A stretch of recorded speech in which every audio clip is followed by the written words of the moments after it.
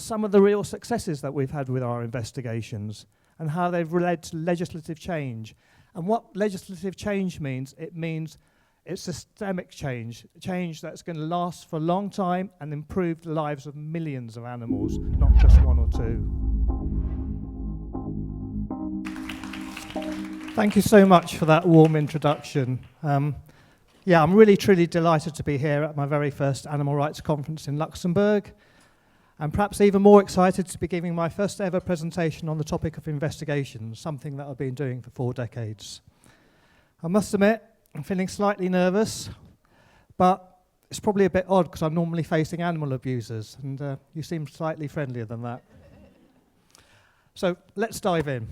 So in this presentation, I will explore how undercover investigations have become a powerful tool in driving progress for animal advocacy. I'll share insights from my 4 decades of investigating abusive animal industries, including both the successes I've achieved and some of the challenges that I faced along the way. My goal is that I'll leave you with some practical tips to conduct effective investigations of your own. So I'm the co-founder and executive director of TRACS Investigations. TRACS is a pioneering investigation agency undertaking undercover investigations for animal protection groups around the globe. Our work uncovers the hidden lives of animals used and abused for food, fashion, entertainment, companionship, and animal research. Since 2006, we've undertaken over 300 projects for 40 animal groups in 58 countries around the world. Prior to setting up TRACS, I set up the investigations unit at Compassion in World Farming in 1998, focusing on farm animal issues. I then went to work at Cruelty Free International, where I did investigations on the animal research industry. So, investigations are my passion. They've been in my blood for as long as I can remember. My first investigation was 36 years ago. It was on a factory farm, an experience that was deeply ingrained on me. I vividly remember the first encounter. It was a broiler chicken unit. But nothing can quite prepare you for when you first enter a farm for the first time. As I opened the door to 30,000 birds in this unit, it was an unworldly scene. All my senses were attacked. The noise of the chickens was deafening and the industrial fans. The smell of ammonia was overpowering. I could hardly breathe, and it burnt my eyes. It was an unworldly scene. But the sea of suffering in front of me was unimaginable. Birds with sore, featherless chests, birds struggling to walk, some giving up the will to live, lying there motionless on the floor. But I quickly had to snap out of just watching. I was a filmmaker, so I had to get into filmmaking mode. So I quickly focused on shot sizes, camera angles. I lay on the floor to literally get a bird's eye view of the animals. After filming, I got home. I was in the unit for perhaps about 30 minutes. It seemed like a lifetime. I got home, washed off the dirt, but the smell lingered, and the images stayed with me. They were burnt on my retinas. But these images were not mine to keep. They had to be shared to expose the cruelty. I needed to tell their stories, and that's what I've been doing for the last 36 years. I truly believe investigations are the most powerful tool we have to expose animal cruelty. So how did I become an investigator? I was into social justice and animal rights issues in the 1980s. As with many investigators, I was a hunt saboteur. I loved to be able to directly save an animal's life. But then I got into filmmaking. I joined a radical film collective in Oxford. Its motto was to give voice to those unrepresented in the mainstream media. Animals had no voice, so I decided I had to make a film. In the 1980s, we were the first people to film undercover in factory farms in the UK and Europe. we created a film called Meathead. It was a drama documentary that mixed factory farm footage with a music soundtrack and a gothic story designed for the MTV generation of the time. We got it screened on Sky, on a program hosted by Boy George, the singer, where I was interviewed and talked about investigations, vegetarianism. I even talked about veganism, which 30 years ago was unheard of. But looking back, the impact of that film was really limited. I realised showing shocking images isn't enough. Effective advocacy requires a strategic approach, focusing on distribution and reaching the right audience, something that I hadn't done. So what makes a successful investigation? Strategic integration. Investigations should be strategic and aligned with an overall campaign to create meaningful change. It should have really defined outcomes and goals and not just done on a whim or somebody has just given you some funds to do it. The most successful investigations have led to real quantifiable changes for animals, such as influencing legislation or corporate policies. Collaboration is the key. If you're doing an investigation, don't do it alone. Build a team and collaborate with animal groups, collaborate with the media, collaborate with filmmakers, collaborate with legal experts. I learned the hard way with my Meathead project.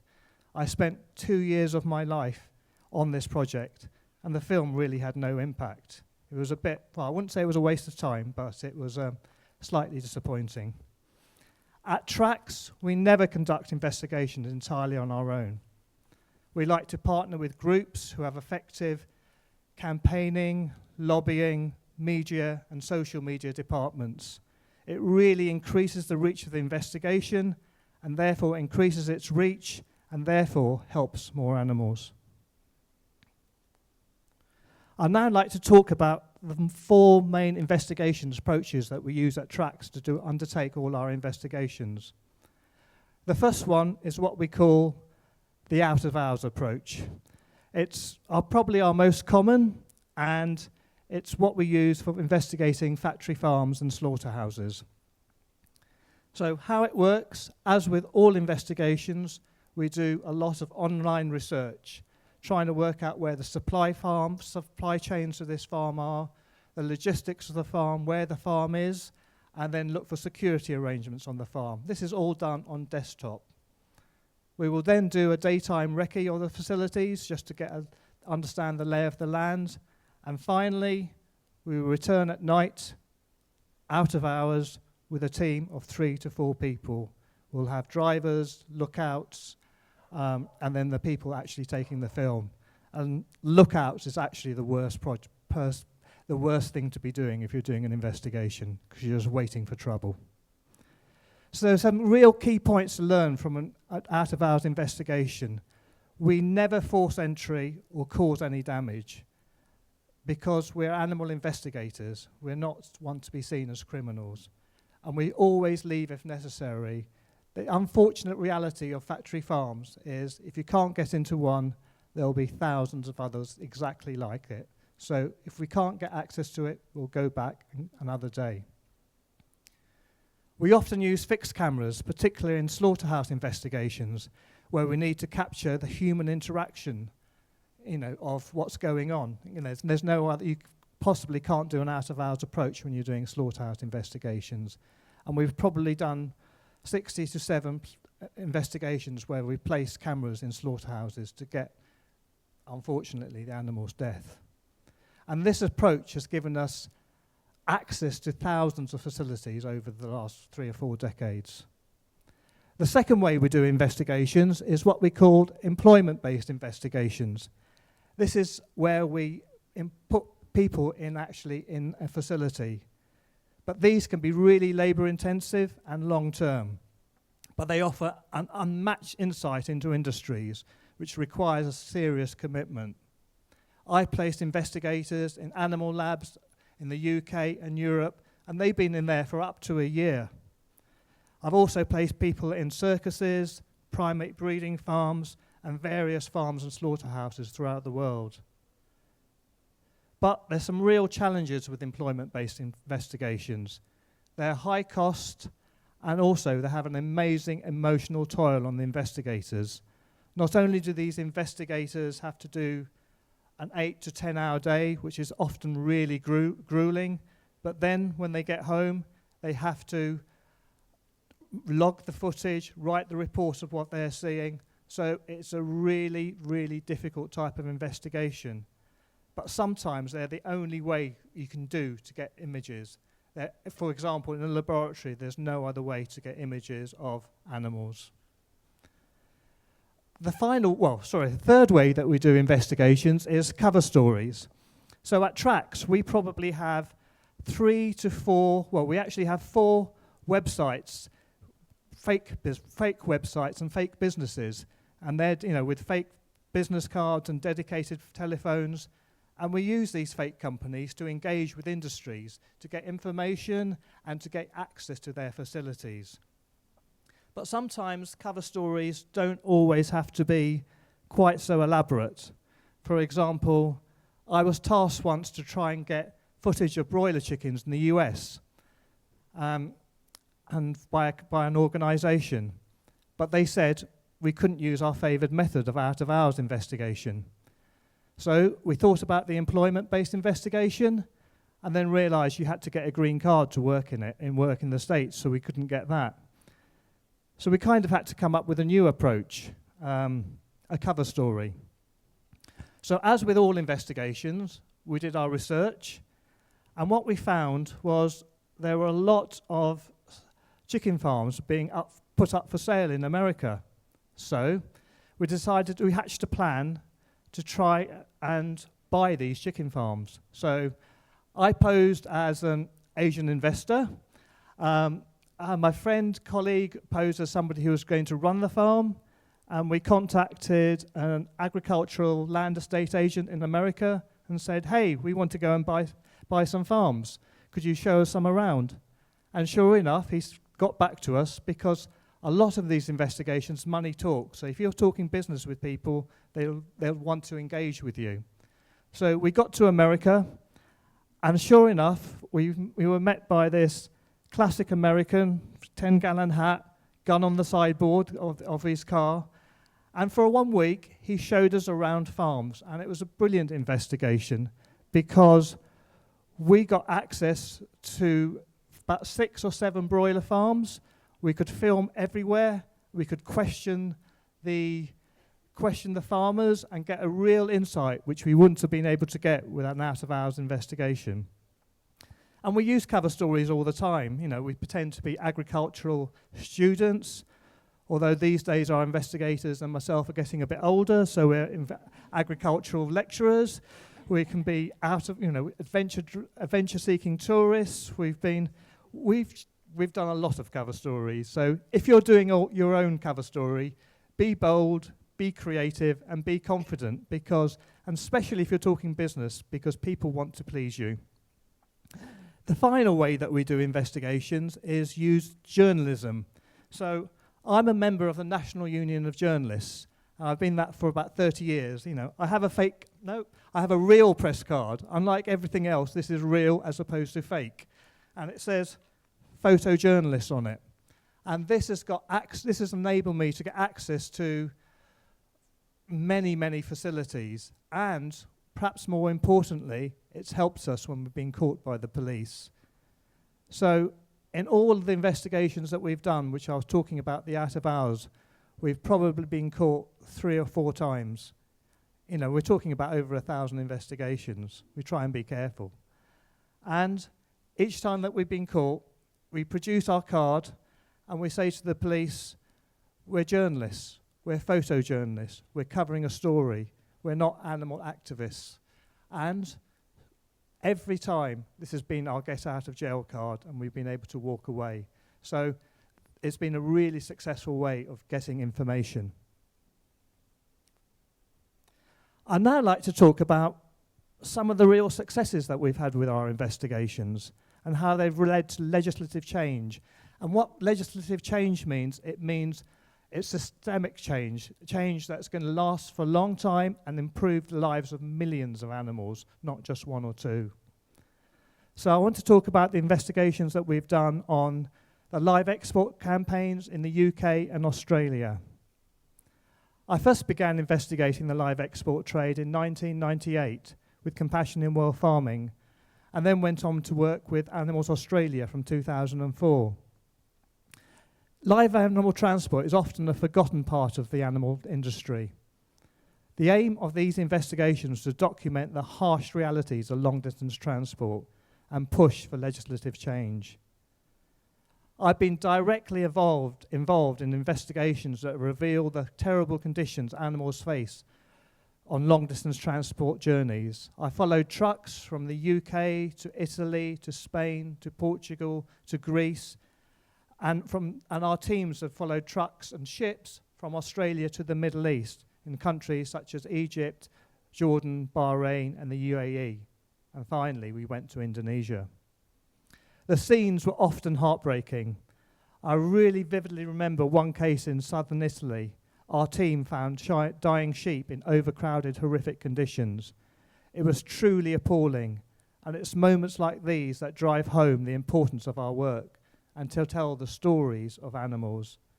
Now, I'm just going to show you a clip from a program that was made for the Animal Planet program on the Discovery Channel, which was broadcast 25 years ago, so about that investigation. So there's a little trigger warning. It might be upsetting, but it was made for a mainstream audience.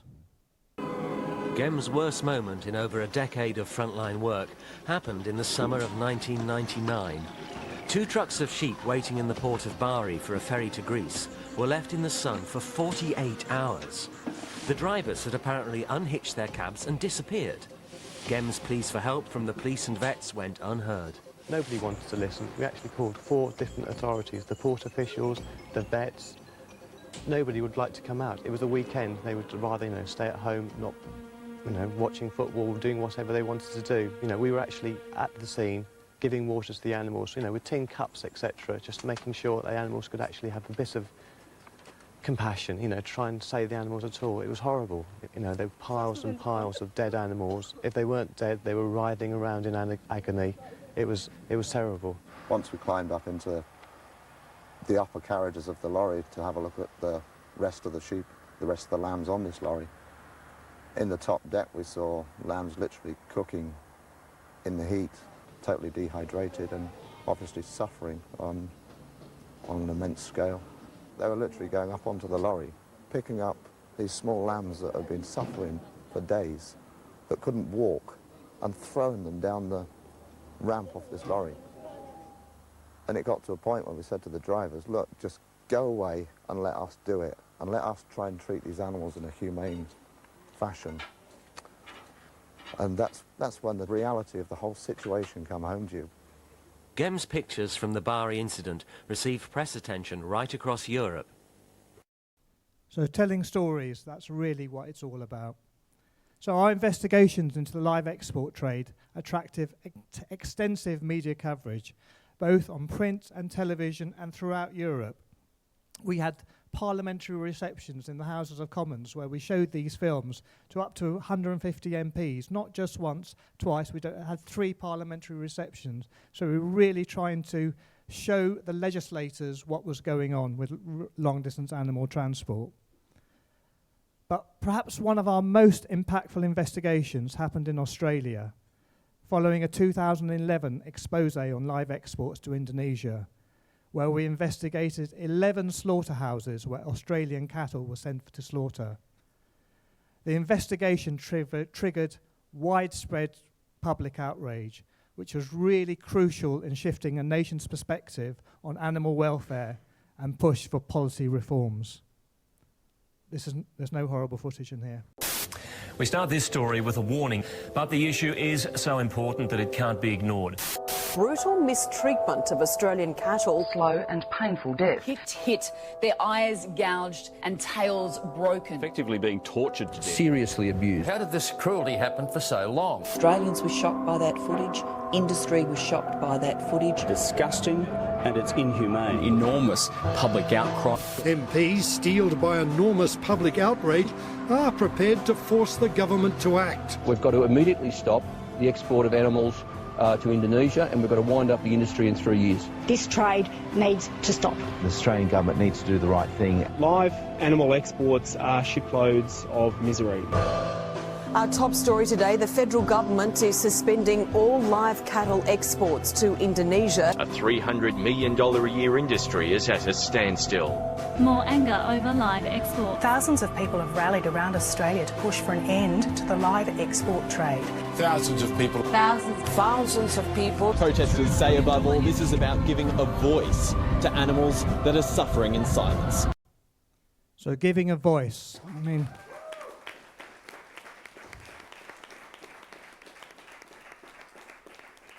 So it goes back to that motto, of that workshop. It was giving a voice. It was giving a voice to those animals. As you could see, the public outcry was massive. That is the power of investigations. Investigations which forces politicians to sit up and notice and tackle the issue. Investigations which force the Prime Minister of a country to speak out and act. Investigations which encourage thousands of ordinary people to take to the streets and demand change. There's been some real legislative outcomes as a result of these investigations. In the UK, earlier this year, after decades of lobbying, a bill was passed to stop live animal transports. In Australia, a similar bill was introduced earlier this year to stop the live transport of sheep from Australia. This actually means millions. We're talking 7 to 8 million animals a year being stop being denied these horrible fate that awaits it. And there's been a real legacy from these investigations. But they also show the importance of working with groups such as Compassion in World Farming and Animals Australia, who have powerful campaigning and lobbying and media teams. If we'd done these investigations just on our own, the impact would have been minimal. So it really shows the importance of collaborative efforts. I'd now like to talk about some other legislative wins as results from our investigations, such as fur farming projects. We've investigated 49 fur farms across Europe and consistently found the same disturbing patterns: cramped conditions, poor hygiene, stress, injuries, and disease.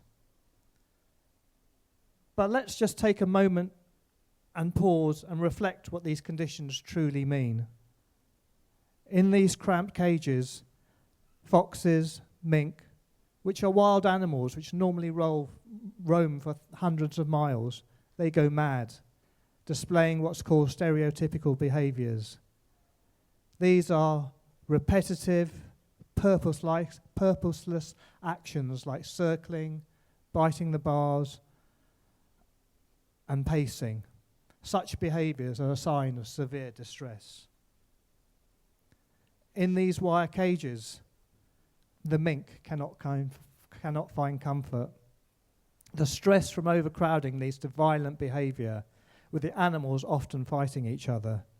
The stress even drives us to cannibalism, as you can see in this picture.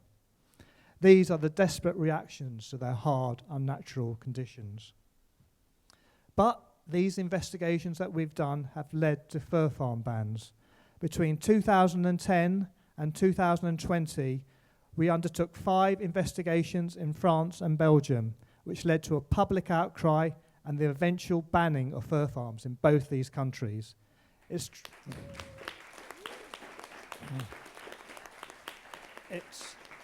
triggered a domino effect, and more European countries are following suit. But it also shows us sometimes you just can't do investigations just once or just twice. You have to keep going back and back and back and showing the public and showing the governments that this isn't just one bad apple. This happens on a systemic basis. The cruelty always exists. So you've just got to keep on doing it. Sorry, I didn't. I'd like to talk about some other legislation that we've done, other investigations that have led to changes in laws. First of all, circus tigers. We did an investigation in France. into circus tigers. So circus animals are often kept in so-called winter quarters when they're not performing in the colder months. These places are hidden away from the public view, unlike the normal circuses. We did an investigation where we revealed the harsh conditions of 10 wild tigers in France that were kept on the back of a lorry in unfit and cramped conditions with no opportunity to exercise. Thanks to the investigation and the public outcry, all the tigers were released to sanctuaries, and there was a real positive outcome. But not only that, the legislation played a key role in the French government's decision to ban wild animals in circuses. We had a similar experience with performing bears. We did an investigation in 2019 where we exposed the appalling conditions of 3 performing bears, Misha, Boney and Glacier. After a public outcry at the footage, because the conditions that we documented were horrific, they were kept in concrete dungeons, basically, and maggots were literally coming out of their paws.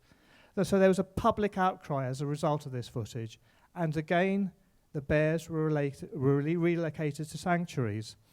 But not only that, the investigation had a legislative outcome, and it contributed to a 2021 French law banning the use of bears or the showing of bears.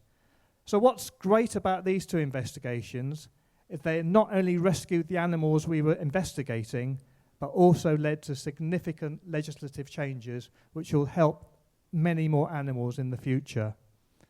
Again, these investigations worked as they were part of an integrated strategy by our animal protection partners. But I'd love to think it was all success, really, and every investigation that we do leads to success. But it's not like that. That's the reality. And now I'd like to talk about some of the challenges that I've had undertaking primate trade investigations, primates for the animal research industry.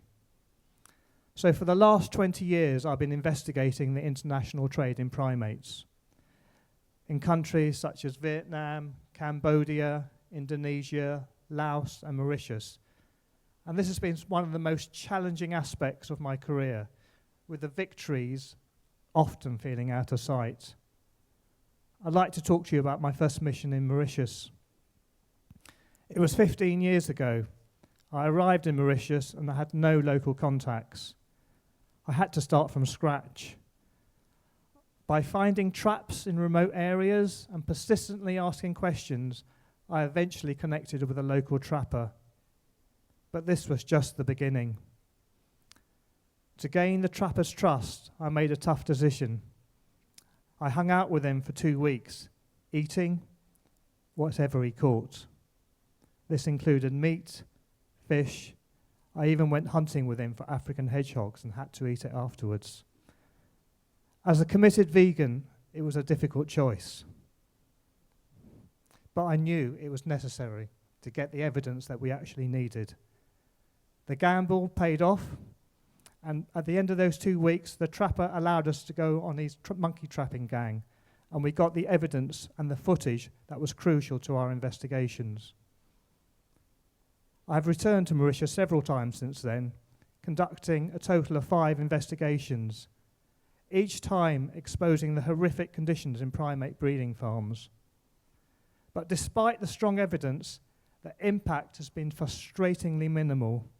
The mainstream media have largely ignored the story, and the governments and the companies took no significant action. It's been a real shame. I'd now like to show you just a quick clip of our last investigation done last year in Mauritius.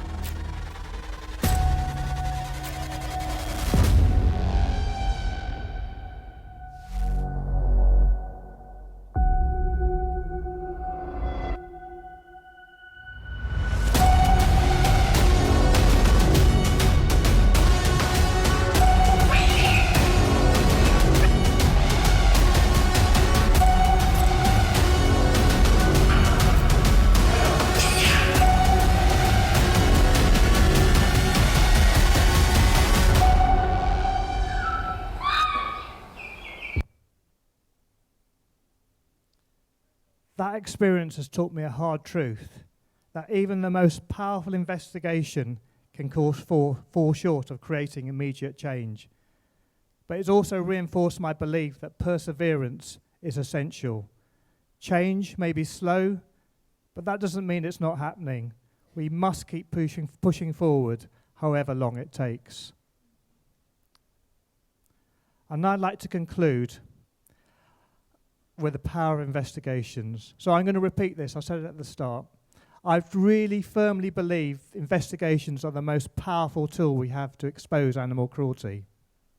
Our work frequently hits the media, pushing consumers to make informed choices. Investigations have influenced legislation, raised public awareness, and shaped corporate policies. There's been a mainstream shift. Animal rights has moved from the fringes to the mainstream. When I first started investigating 36 years ago, activists were seen as freaks. Now, animal protection issues are being championed by scientists, educators, legislators, lawyers, chefs, innovators, and entrepreneurs. And on a personal level, I can go out and eat anywhere. But I have one final thought, and it's very similar to what John Curtin said at Camp Beagle Talk yesterday. We've got to remember, we're in a marathon. It's not a sprint. We're in it for the long run. So I'd like to say it's really been a privilege to turn my passion for animal liberation into a career for the last 4 decades. Thank you. Thank you for listening. Yeah.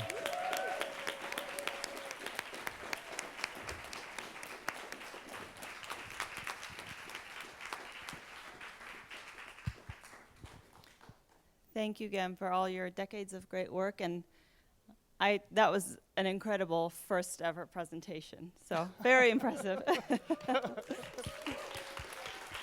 Thank you. Thank you.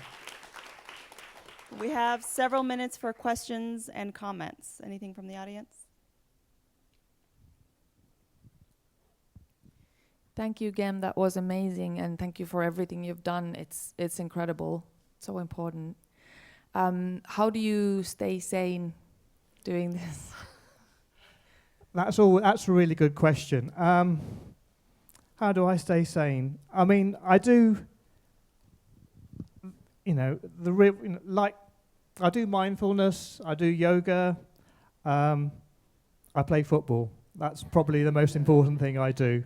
One of my passions is animal liberation. My other passion is playing football. So I set up an alternative football group 25 years ago. Our motto is love, peace, freedom. And what we believe is we try to integrate this with social justice issues. So in our football team, we have refugees, and we try to create football as a world for good. So that's my outlet, and I shout a lot. I'm a goalkeeper. But it's difficult staying sane, but these are some of the coping mechanisms that I have. And a lot of investigators that I know have burnt out and have sadly not continued, but I'm actually still working with Steve, as you saw in that program of Compassion in World Farming. He's currently in Southeast Asia on a project with me, so there is some longevity with some of these investigators. I've also got a question for you. That was an amazing presentation, by the way. You would never have guessed it was your first time. It was amazing. It's kind of linked with Annie's question, actually. And for people who've not done many investigations, this might be a weird question, but I'm sure you'll be able to give a good answer. From my experiences in investigations, obviously it's the majority of the time it's harrowing and it's horrible. But strangely, there are many occasions where things are so strange, things that happen, usually with the people in these places, where there's almost sometimes comedy elements to the things that happen. Like it's wild, some of the stories that come out of investigations. So I'm curious to know if there's a story you could share with us that you find particularly wild or crazy, just to give people an idea of the kind of things you could come up against. Yeah. Wow. I mean, yeah, that's a really difficult question. There's probably so many crazy scenarios that we've had. Gosh, which one to pick? I'm struggling. I mean, with all investigations, it is, when you're actually doing the investigations, it's quite interesting. You actually do get into filmmaking mode. So you kind of have this camera as a shield in front of you, and it's often only when you get home that you kind of watch the footage for the first time, you go, oh my God, what have I just witnessed? Because really, when you're out there, it's almost like an out-of-body experience because you're not actually doing it. I mean, we've had some crazy examples. One example, when I was talking about the journalistic card, for example, so I was following long-distance transport to Italy, and the lorry driver called the police, and it was almost a scene out of like a New York movie where there was 2 police cars swirled in, we were at the service station, and they literally had guns pointed at us, got us spread-eagled on the side of the car, saying, they thought we were animal activists. And luckily, I had this in my back pocket and said, I'm a journalist. And it really diffused the situation. So that's probably not funny, but it's actually impactful. But yeah, we have a lot of comedy moments in our investigations. We once did on long-distance transport because they can be really boring. A lot of these investigations, you're like waiting for lorries to move for 12 hours. So yeah, we did a cookery program, a vegan cookery program, camping, to keep ourselves entertained. And I won't talk about toilet situations now, but that's another story.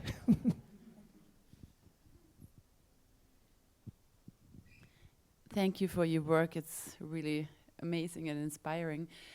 Regarding the monkey trade, why do you think that is such a hard case to make a difference? Do you think the animal experimentation industry is more powerful than other industries, or do you have any thoughts on that? I think there's less resistance to change. The monkey trade, because I used to work, as I mentioned, at Cruelty Free International, and the vivisection industry is the hardest nut to crack, So, but that doesn't mean we should stop. I think there's part of the issue, I think, is the public pressure isn't there, because now, when I got into animal rights, I was against animal vivisection, firstly. I became an activist in '84, but I only became a vegan in '88. So for 4 years I was hunt saboteuring, I was protesting outside animal labs, and the issue of animal experimentation was really high up there, and now it's fairly negligible apart from Camp Beagle. So the public pressure isn't really there, and things only really change through public pressure. So that's how, how do you change things? You get public pressure, and then you get legislators to do something about it. And we find we might get 1 or 2 hits in the national newspapers, but no follow-ups whatsoever. So that's why I really wanted to put that investigation in there, to show you that however hard and however great you think an investigation is, it might not succeed. We're actually at the end of our time for this session. Does anyone have a really quick question that we can end with? I see a couple hands up.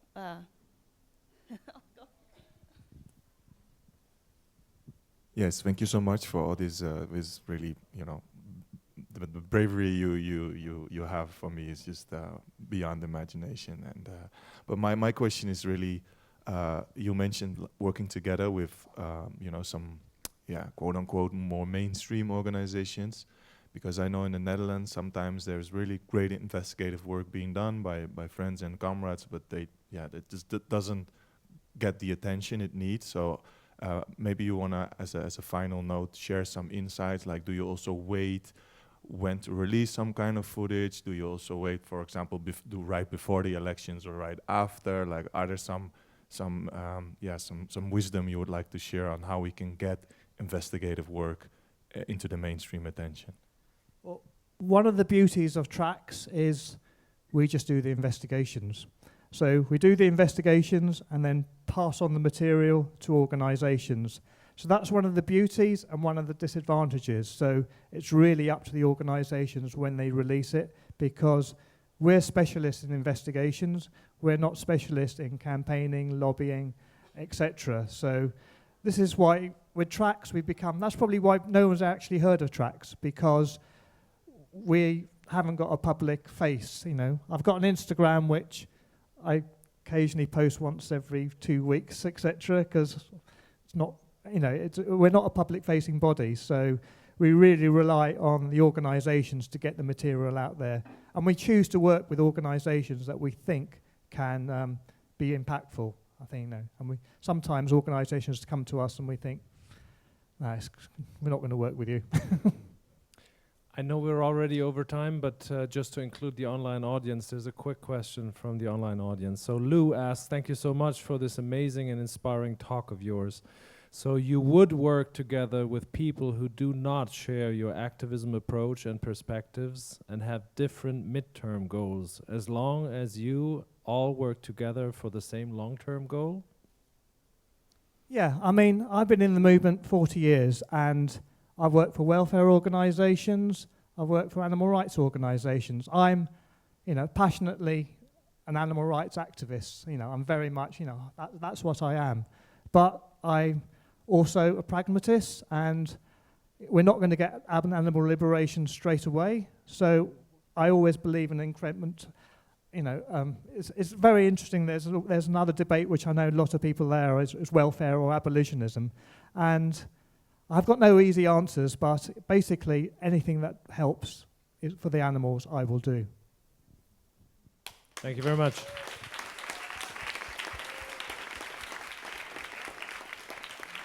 Thank you so much, and I just say this conference is absolutely amazing, and it's really great to be here, and I've actually made some real connections, and also met somebody who said they turned vegan because of my footage, which was fabulous. It really helped.